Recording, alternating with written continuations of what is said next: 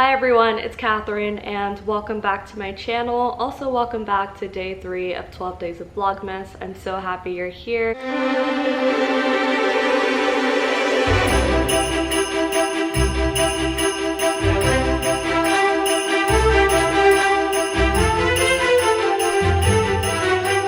Today I wanted to do a sit-down book recommendation video because I actually haven't done one in such a long time, and I know that those tend to be people's favorites. I wanted to talk about all the books I read this past year, which ones I'd recommend to you guys, as well as which ones I wouldn't. So there might just be a dash of controversy in this, but let's get started. I ended up reading a total of 41 books this year out of 60, so I would say it was a pretty good year. I think I'm going to break this video down into 3 categories. My first will be my favorites of the year. These are my top books. I feel like favorite is a very subjective term. Typically my favorite books are ones that feel like I haven't read anything like that before, ones that are just super different and unique, and just the ones that are like really memorable that still stick with me to this day. I still think about on a constant basis. Those tend to be like my favorite books. My middle category is going to be my okay books. These are books that I liked but probably wouldn't make it in my top of the year. Also books that maybe I didn't like but that I thought someone else might if they have different tastes from me, because I feel like my taste is very specific. And my last category is just going to be books that I hated or didn't like for whatever reason and wouldn't recommend to anyone under any circumstance. To start us off in the favorites category is none other than the Addicted series by Krista and Becca Ritchie. This was one of my top of the entire year. I feel like if there was a very basic way to describe the series, it would be if there were a crossover between the Kardashians and Gossip Girl. That's what the series would be. It revolves around a family of 3 sisters who are known as the Calloway sisters, and they live in a very like Gossip Girl-esque high society life. And so they're very rich, well off. They have a mom who is basically Kris Jenner. She looks for a talent that each of her daughters has and tries her most to exploit it as much as possible. Obviously with that, there has come a lot of negative consequences for the sisters, and so the series is really about them dealing with all of that. Also through the lens of finding love, because all the books cover their love stories at the same time, and so a lot of these negative consequences do manifest in each of their relationships. Rose Calloway, she is the eldest sister, and she's a very like bossy, assertive character, academically driven. She's a businesswoman. She has her own fashion line that she runs, and she's really like the protector of the family. Whenever something goes wrong, she's the first one to stand up for the other sisters. But along with that has come a really hard struggle of not being able to ask for help, being very overwhelmed, and yeah, that's just led to a lot of like anxiety for her. And we see that manifest in her relationship as well, her learning to let things go, learning to rely on someone else. And then all the books kind of focus on each of the sisters. It's not really in any sort of order as well, so it's spread out, you know, through the entire series. But honestly, that didn't really bother me reading this series. I really enjoyed each of the sisters' stories. Then we have Daisy Calloway. She's a model and she's the youngest of the family, which means that the mom is constantly doting on her, watching her diet, watching what she eats, also what she does to maintain her public image. Along with that has come a lot of anxiety for Daisy. She longs for a different lifestyle. She wants to be adventurous and have the freedom of exploring the world, basically. So she finds a guy who supports that, and we see their story take place in the series as well. And then lastly, we have Lily Calloway, and she is basically the black sheep of the family. Her mom has deemed that she has no talent, so as a result she's never gotten like any attention from her parents, and so that's led her to act out in different ways and have addictions to certain things, which we see that her partner, who's her childhood best friend, also has an alcohol addiction in the series, and so we see them like struggling against that and fighting those addictions in order to be together. So they all have very unique stories. I think that's what's so interesting about this series. I always compare it to watching the Kardashians, because even though it's like an absolute train wreck of a plot line, there's so many twists and turns, you still can't help but be invested in each of their stories, and even more like want to see them succeed and find love and make it in this world. It's become by far one of my favorites. Highly recommend everyone picks this up. Again, it's like one of those series where reading it felt like, oh, I've never read something like this before. This is so unique and different, and that's what keeps it interesting. The next book on my list is Better Than the Movies by Liz Painter, and this was such an underrated book. I absolutely loved it. This book follows the story of Liz and Wes, who grow up in the same neighborhood across the street from each other, so they're neighbors. They have a very like childhood rivalry growing up. It's almost the kind of relationship that's the boy pulls girl's pigtails, that kind of thing. So they grow up being very competitive. The book then transitions into high school, where Liz actually asks for Wes's help in trying to get another boy to notice her and get his attention. So they come up with a plan to do that together, but in the process of doing all of that, they realize that they've started to develop feelings for each other, which really are just feelings from their childhood that have been there the entire time, but they never really like realized it until now. It's just a really cute story. Even though it's YA, so there's not a lot of spice, I feel like the plot was entertaining enough to the point where you didn't really need the extra stuff in it. I also really love Liz's character. She's probably one of my favorite like cute romance characters I've ever read about. She is like the ultimate hopeless romantic, and to me she's just like a true representation of all the reader girlies out here. The next book I have is Chain of Thorns by Cassandra Clare. This is the last book in the Last Hours trilogy, so it's the conclusion of everything. It's really hard to talk about the plot because I feel like this world is so big and expansive now that unless you've read the other books, it's really hard to understand. I think what it really boils down to is like angel warriors called shadow hunters fighting demons, and then also mixed with a lot of like romanticy. I read this just because Cassandra Clare is one of my automatic buy authors.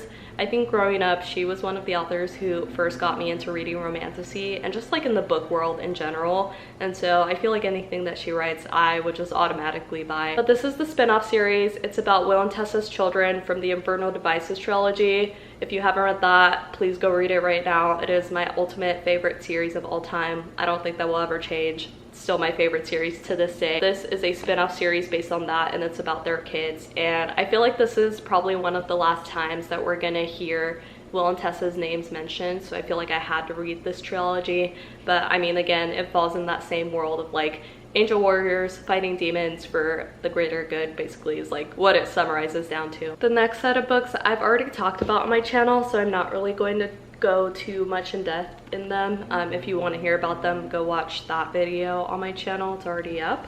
But these are all by Taylor Jenkins Reid. She became one of my fave authors this year. So I read The Seven Husbands of Evelyn Hugo, Malibu Rising, which is a really good summer book, and then Daisy Jones and the Six, which also got made into a show this year. Daisy Jones and the Six was probably my favorite book out of the three. It's about a fictional band named Daisy Jones and the Six, and it's basically the story of like how they came to be together. There's two main singers, their names are Daisy and Billy. They like really are the leaders of the band. They end up falling for each other, but it's a very messy plot because the guy is married, which has spurred its own amount of controversy. They both also have addiction problems, and so that gets in the mix and creates a very complicated situation. Basically, it gets to the point to where they have to choose whether they're going to stay in the band and be together and let their addictions consume each other, or they're going to go their separate ways and actually like live stable lives. And so it's a very emotional plot. I was like very invested. What's interesting about this one and The Seven Husbands of Evelyn Hugo is that they have unreliable narrators. So for example, in this one, you have the perspectives of all the band members going on at the same time, but they all have their different versions of the truth, and so you really don't know who's actually telling the truth as it happened. And so a lot of it is like left to your interpretation to figure out or to assume what happened in the series, which I thought was really interesting. I've never read something like this before, and just like the way it's written, it's interview style. It's happening as someone is sitting down with all the band members and interviewing them individually. So these books were again like books that I've never read something like, and so they're making it into my favorites category this year. The next book on my list is Happy Place by Emily Henry. This was one of my most anticipated reads for this year, and for good reason. I actually really loved it, and it ranked really high on my list this year. It's really hard for me to describe this book as a romance because I feel like it's so much more than that. So basically the plot revolves around a group of friends who visit this cottage in the summer, every single summer.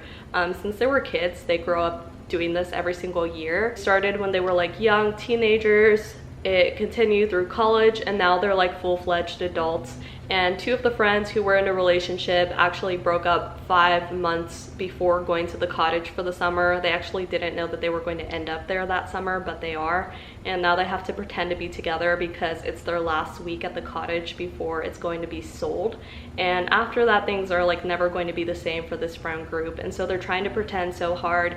And within all of that, they are dealing with their breakup issues and actually like sorting through all of that. So it's very messy. The reason why I say it's more than the romance is because there's also issues happening within the friend group. Like now they are in their mid-20s as adults and drifting apart, having very separate lives almost. And so it's very different being at the cottage this time. It seems like they are trying to hold the friendship together, although they're becoming very different people. And so it's a struggle to do that. I feel like this book was a perfect read for me as someone in their 20s and experiencing a lot of these same issues as well. Like having long distance friends who you have always been really close with, but maybe now are leading different lives or in different places and just drifting apart, trying to figure out like how does your friendship look now and how is it going to stay together can be such a like difficult thing to process. I feel like if you're going through this current phase of your life like I am, this is the perfect book for you because it's so raw and it doesn't really like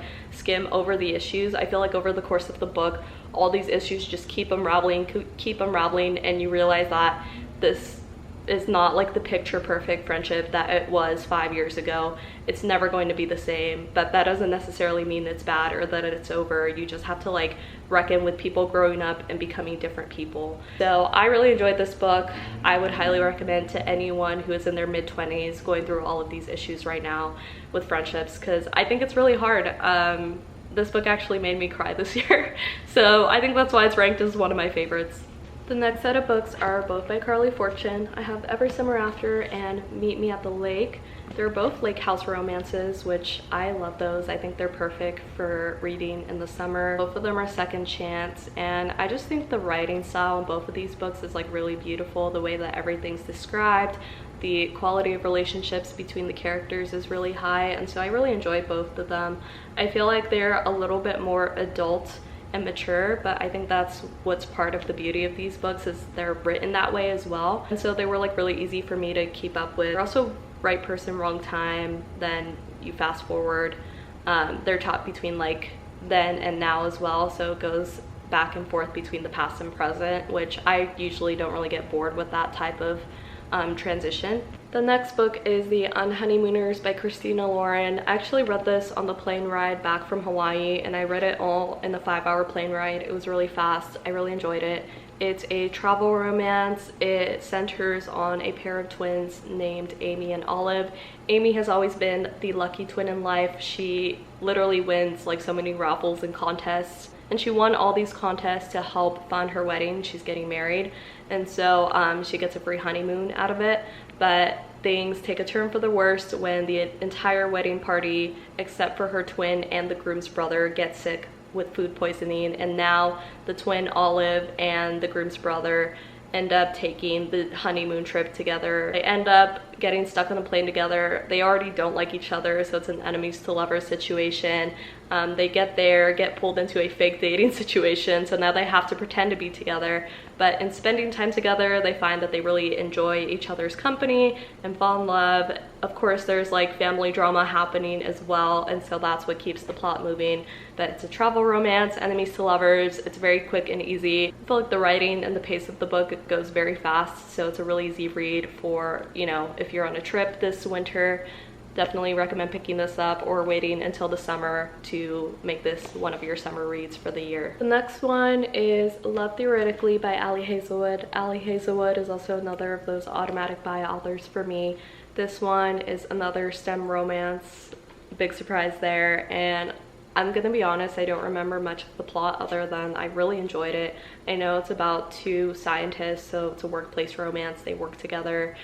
There's a bit of an academic rivalry going, which I love. I feel like even though I'm not a STEM girly, like that's not what I studied at all, her books really do make me want to know more about the world, and it is really interesting to learn about. I love how she weaves like different elements of STEM into it, so I always find it really interesting. I really enjoyed it. I know there is a little bit of like an enemies to lover situation going on at the same time. There's also a miscommunication trope if I remember correctly, but yeah, super good, super fast romance to read as well. Next one is also Ali Hazelwood. This just recently came out and I ate it up so fast. It is Check and Mate by Ali Hazelwood, and I love this book. Even though it's a YA romance, it is fade to black, I will say that. I don't feel like it needed the extra spice again, like the plot in the book just more than made up for it. The characters were really easy to get invested in. Basically it's about a girl named Mallory, so they're both teenagers as well, and she used to be really involved in the chess world. She was like really good, and then something happened. I don't find out a lot until later on in the book that made her quit chess. Now she just works these dead-end jobs trying to like support her family, pay the bills, and doesn't really even think about chess anymore until one of her friends asks her to join her team to play in the charity tournament. She ends up going to this tournament and beating the best chess player in the entire world. Yeah, crazy. And then she just like literally gets up and walks away. But now she gets sucked back into this world and wants to keep playing chess. This guy you know, is just like dumbfounded that he lost, and so he's really fascinated by her, wants to get to know her more, and they end up falling in love. Even though they do have like a little enemies to lovers thing going on, it's almost like academic rivalry, like they have a chess rivalry, but it was really entertaining to me. It moves really fast. I know like nothing about chess, but this actually made me want to know more about chess, so it was really entertaining, really fast and easy, and I also finished this in a day. The other two books I'm not going to also talk about too much because I've already talked about them in the previous video recently, but they are The Dead Romantics and The 7 Year Slip by Ashley Poston. They are both perfect for like the spooky time. I read these in October around Halloween time, and again, like they were just books where I had the feeling of I've never read something like this before and this is very new. The Dead Romantics deals with a main character who is basically Melinda Gordon in Ghost Whisperer. She can see and talk to ghosts, and she falls in love with the ghost, but he's dead, so they have to like figure that out. And yeah, I don't want to say more than that because I would spoil it, but super good. This was the first one I read and it just like had me in a hook. The second one, The 7 Year Slip, deals with a main character who inherits her now dead aunt's apartment. And this apartment is very unique though. It actually moves back in time, and so she lives in this apartment for a time. She ends up moving back in the past and meeting someone who at that time is inhabiting her aunt's apartment. Ends up falling in love with him, but obviously they are from different time zones, and so that makes it really complicated. Again, like can't say too much more because I would ruin the rest of the plot, and you just have to read it for yourself, but they really are that good. These had me just clinging on for dear life until the very last page. Like that's how good they are. The last book I have in this category is Fourth Wing by Rebecca Yarros. This was also one of the most anticipated books of the year, and at first I didn't read it for like the first maybe 8 or 9 months of the year. I was like, what is everyone talking about? And then the moment I read it, I was like, why didn't I read this sooner? This book reminds me of a hardcore Harry Potter. That's the best way to describe it. It's about a school where kids go to learn and train to be dragon riders. The main character, her name is Violet Sorrengail. She is a general's daughter, so very high up in like the political leadership. She is forced to go to the school by her mother, even though she had it originally planned, and it is a very like cutthroat world. You can literally die in the process at any point of being trained at the school, so she has to like now figure out how to survive. If that wasn't worse enough, she also has to deal with this other guy named Xaden, who is basically the enemy's son because her mother executed his father, and so she thinks that he is out to get her. And so they have a very like enemies to lovers relationship. This is obviously in the genre of romantasy, so all of those things combined made it a really good read for me. There's also so many like twists and turns. By the end of the very last page, you have no idea what's happening because everything has just been flipped on its head. And I think that's what's really interesting about this book, is by the end you don't really understand like who's good and who's evil, because it's not even clear to like the main character herself who's good and who's evil, and so everything is just thrown into question. The second one also came out, which is not in my favorites category for several reasons, and I'll talk about that. But Fourth Wing by itself was extremely good. Highly recommend if you're into Harry Potter, if you're into dragons and romantasy and magic, this is the book for you. Okay, so those are all my favorites of the year. Now moving into my okay category of books, I'm starting with Love Interest by Claire Gilmore. I really enjoyed this book. I don't feel like it rose to the level of being a favorite just because it was a very like solid romance book, but nothing beyond that would be life-changing for me. This is a workplace romance between two characters named Casey and Alex Harrison. Let me just tell you, Alex Harrison is a god and I love him. I love his character. I love the way that he's written. It starts off as an enemies to lovers situation because they both apply for the same job, and Alex ends up getting it over Casey basically because he's a Nepo baby and his father is one of the CEOs of the company where they work at, so he ends up getting the job over her. She's like really upset about it, doesn't like him straight from the start, but then they get thrown into a project together at work where they have to like be forcibly around each other. They end up actually getting to know each other and falling for each other, so things start to change from then. This was a very solidly written workplace romance. Again, just didn't like rise to the level of being in my top of the year, but still loved it so much, would still recommend that you read this. The next book I have is Practice Makes Perfect by Sarah Adams. This is the same author who wrote The Cheat Sheet and When in Rome. This one is actually about Amelia Rose's sister, Annie, who is in When in Rome.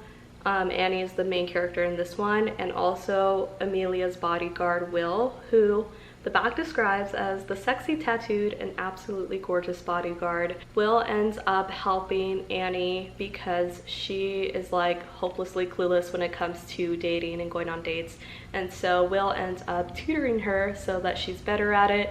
In the process of doing this, however, they fall in love with each other and he gets jealous when she goes on dates with other people, so they just end up together, and it's a very like cute, innocent romance.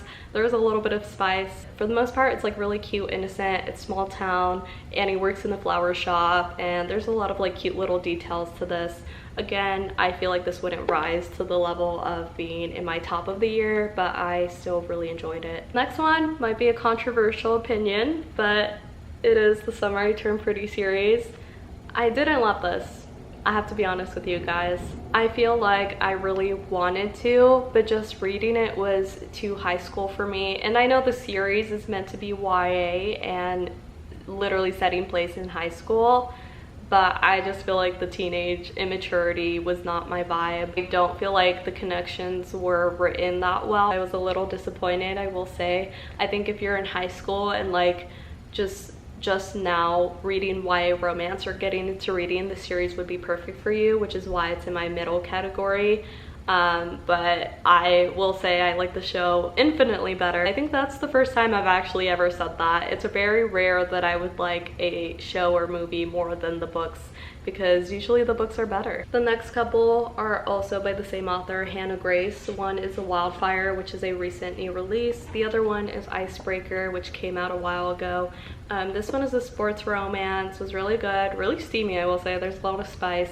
This one is kind of like a summer camp romance. They both work at like a science camp for the summer or something like that. They were both really good, but again, I just feel like it doesn't rise to the level of being my top. I feel like the writing though was really subpar for me. They almost read like Wattpad fiction, so for me that kind of demeaned their ranking. But again, if you're into these really fast-paced, almost like fast romances, then these books would be perfect for you. So for the next two, they're both by K.L. Walter. One is The Summer of Broken Rules. I really enjoyed this. The other one is What Happens at Midnight's. I feel like they're not in my top just because they're YA romance and they're just not at the level that I would want to read now as like a 23-year-old adult, and so that's why they're in the middle category, but they were still really good. This one was probably my favorite of the two, this one not so much. This is a like summer house romance. The family's having a wedding, and so there's a main character and then the love interest from the other side of the family who conspire together and develop a really good bond. And then the last book in this category is Loathe to Love You by Ali Hazelwood. This one I think is deservedly so here. It's not that it was bad, but this is actually just a collection of short STEM stories that Ali Hazelwood put out. I feel like it wasn't life-changing or anything. It's not like her fully fledged out books that she has released in the past. And so this one was still good, but again, like they were just fast, cute little romance stories. Okay, we're moving on to the last category of books, also known as the ones I did not like, would not recommend to you guys. And I feel so nervous. Like, I don't want people to be angry, but these are just my genuine, honest opinions. And it's just so hard for me to actually like a book. Like, I have very subjective tastes and I look for very specific things. So yeah, but I also just talked about a bunch of books that I really like this year, so just keep that in mind. The first one I think is going to surprise some people, but it's Iron Flame by Rebecca Yarros. I know I just raved for 10 minutes straight about Fourth Wing, but I'm sorry, Iron Flame was not it for me, guys. This one just came out a few weeks ago and I did read it in 2 days. I was really excited about it, for it to be a letdown. We have to be honest with each other and agree that like 80% of this book was filler. Although I will say that I think it was necessary filler because we did need to move the plot along, but I don't know, something about it, there were just multiple parts in it that were not clicking for me. The romance aspect was so lost, and I don't like it when the romance, it just becomes like a side thing and it's no longer the center of the book that's driving it forward. Essentially, in a nutshell, it was just Violet not trusting Xaden, and that never like really improved throughout the entirety of the book.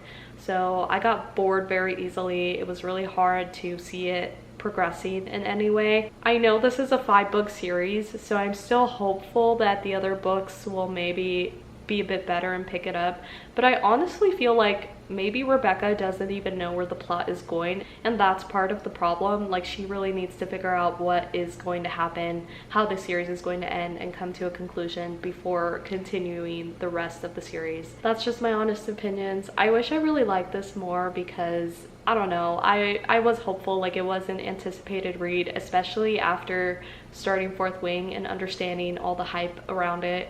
This was just such a disappointment, and I'm really sorry. I really did want to love this. Unfortunately, I just didn't, and that's the reality sometimes. The next series might also upset some people, but I'm sorry, I have to do it. It's the Twisted series. I was not the biggest fan of these. I feel like they were very Wattpad-like, and I just wasn't into them. I think the only one I really liked was Twisted Love, or whichever the one is that has Bridget's story in it was really good to me, just because it actually like had a plot and it wasn't just, you know, about the couple. I like when there's other stuff going on. The next two, I feel like Book Talk actually did me wrong, because I read The Hating Game this year and Love Wager by Sally Thorne, and I just wasn't the biggest fan. Both workplace romances, very similar plot lines, and there wasn't anything like life-changing about them. This one is a little bit more of like a rivalry to lovers kind of situation. I haven't even seen the movie, but I will say the movie even looks better than reading this book, and that's kind of disappointing to say as well. I just feel like, again, like the writing was just not up there. I'm coming to realize that writing and the style is actually really important for me to like a book. If the writing's not good, then I probably won't like the book, and that's just the reality with this. I feel like first and foremost there should be a good plot. I didn't feel like these had that good of a plot, so they were a little disappointing for me. The last book in this category is Flawless by Elsie Silver, and I know for sure that I will be making some people angry with this because I know how many people love the Chestnut Spring series. This book is about a public relations agent named Summer who's basically assigned to babysit a client at the company that she works at. The client's name is Rhett Eaton, and he is basically the face of professional bull riding, so this is a cowboy romance, and she is assigned to look after him because he is like doing all sorts of things to damage his sponsorship deals. He's also close to like retirement age but doesn't want to retire because he doesn't know what he'll do with his life. So he's like dealing with a lot and just acting out basically. I just feel like for the age of the characters, the maturity just wasn't there for me. They seemed a little bit like childish and cartoonish to me, and I don't know, the writing was also very Wattpad-like. With that, we are coming to the end of this video. I hope that this video did give you some good recommendations to take back and read for the coming year. I hope you've enjoyed spending day 3 of 12 days of Vlogmas with me. If you enjoyed this video, don't forget to like, comment, and subscribe. If you want to follow me offline on my social media, I link them all down below in the description. And I will see you guys tomorrow for day 4 of 12 days of Vlogmas. Bye!